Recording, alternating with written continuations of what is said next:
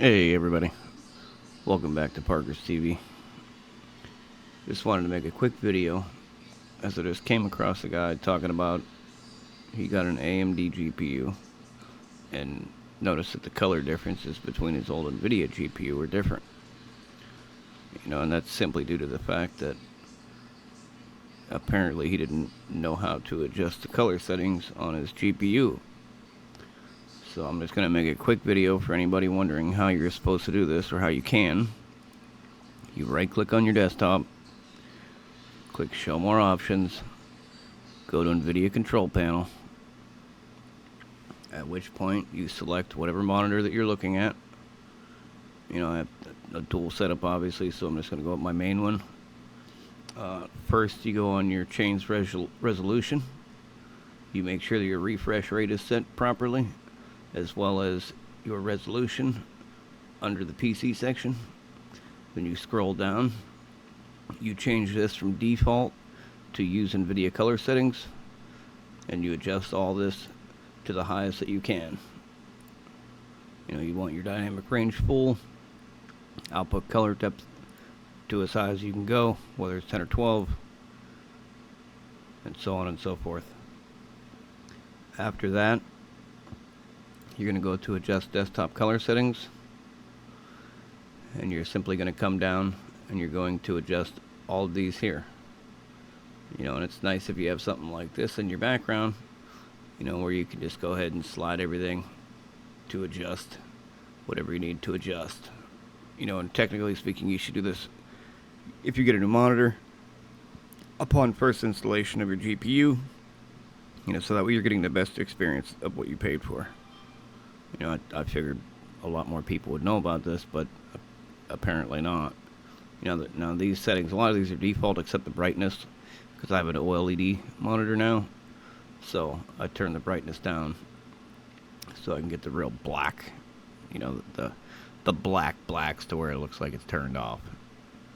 But other than that, I'm pretty happy with the colors and all that stuff. I don't really need to adjust much on an OLED panel. However, on my LCD panel, I did, which I just did an update and some other stuff, so I gotta go back through and adjust this one here. This is all stock values. Another thing you can do too is go with the adjust image settings preview, use advanced 3D image settings, then you can go to manage 3D settings, and you can change these all here too as well. I changed my ambient occlusion obviously to performance, and then your max frame rate, you always want to put that 3 below your max. That way it's always the smoothest, never an issue. And then I have a 4090, so shader cache size, all that stuff really doesn't matter.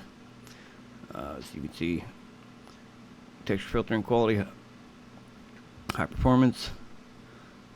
There is another one on here too. Yeah, power management mode.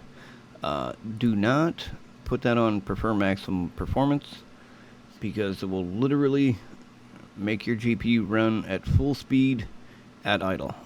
You kind of, if you're okay with that, by all means put it on prefer max performance. But when you're sitting here at idle doing nothing, your GPU is going to be clocking it as high as it can while doing nothing. I don't do that for obvious reasons, because it's pointless,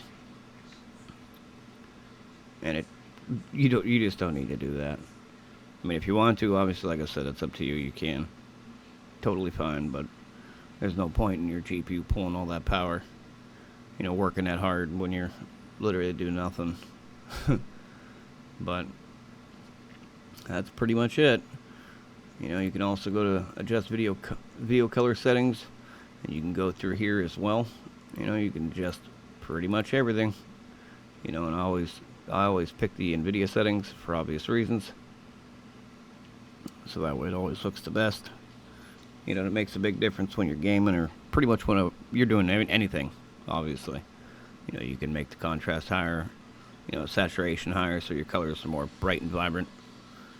But definitely, if you haven't done this, this is definitely something that you should 100% do the minute you put your Nvidia GPU in. Otherwise, you're not going to be getting the experience that you paid for. But I just wanted to share this with everybody, so that way everybody knows, because I guess there's still people out there that don't have a clue about this. But with that being said, you can like, comment, subscribe down below. There's a donation link down in the description if you'd like to support the channel.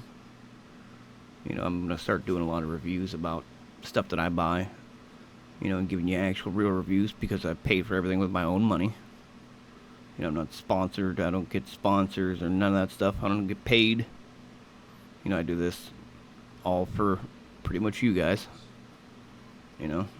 But aside from that, I appreciate you stopping by and watching.